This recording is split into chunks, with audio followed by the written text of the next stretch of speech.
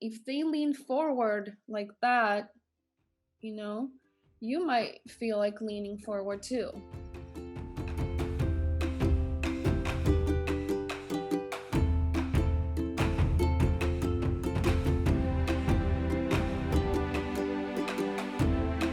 So let's continue today with our sixth skill, which we're gonna see how important it is for daily life too, but especially for our clients. And the sixth one is facial expressions. So very important to notice your own facial expressions and be aware if you're making any that could be, even if you're like startled or like surprised about something that your client is saying, like show it in a respectful way, right? Like we don't want to be showing that we've never heard this before, right? Because we might make the other person feel uncomfortable, while at the same time we want to show them the compassion if they're sharing something indeed that's pretty shocking. We want to be like, oh my god, like like, you know, like show it in our face. So many different expressions you're gonna see: fear, sadness, surprise, anger. You're going to see happiness. You're going to see their faces lighting up. You're going to see interest. You're going to see boredom. You're going to see zoning out, not paying attention. You're going to see super duper engagement and tell me more. It could be a fascinating way. And as you develop that skill of reading into facial expressions, fascinating to help you guide what you want to say. The next skill, which is silence. Number 7 is silence. So this is an interesting one.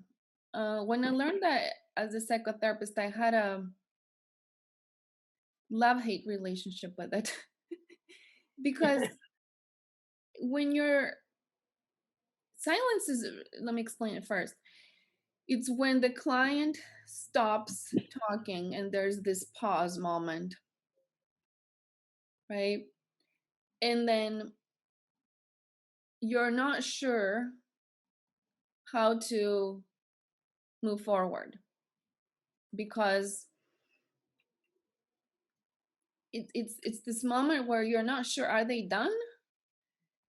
Do they have more to say? Should I jump in right now?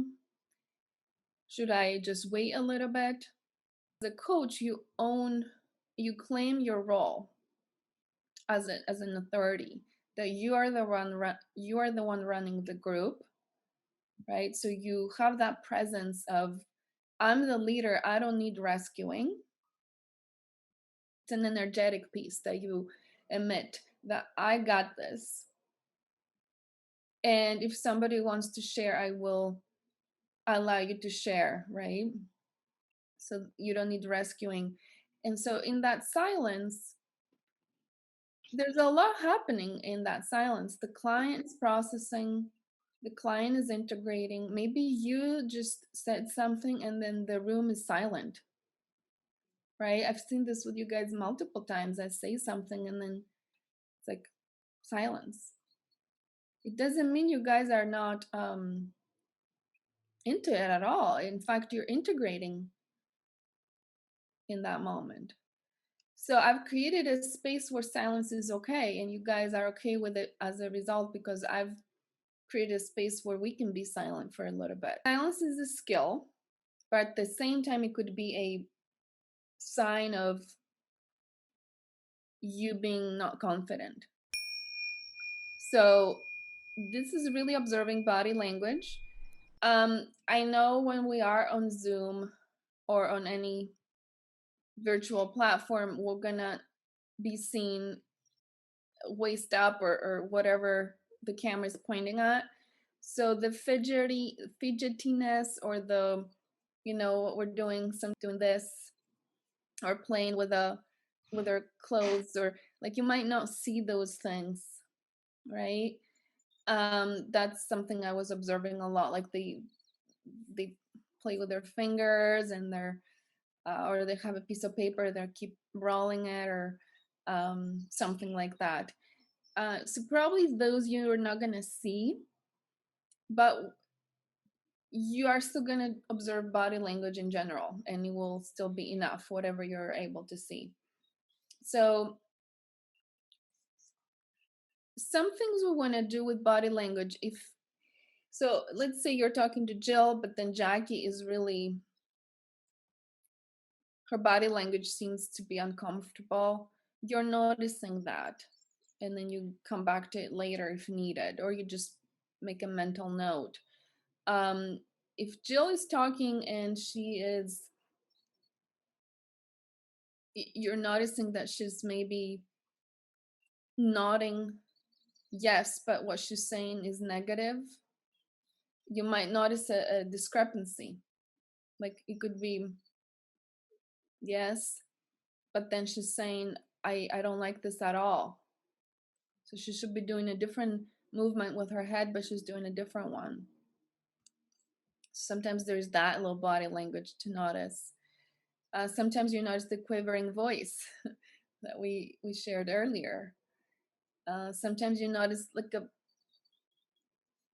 just a movement on the face that's also facial expression, so it's kind of overlaps with the previous skill. Notice your own body language. How are you when the other person is talking, right? You want to be looking at them. We talked about eye contact. If you're taking notes, don't like be like that, like come back to them, right? Like look. If they lean forward like that, you know, you might feel like leaning forward too. So it's sometimes we know about mirror neurons. So we know in our brain we have those mirror neurons that allow us to feel more compassion for others because we're mirroring what they're experiencing. So we could use body language to mirror their own experience. It really helps them feel heard.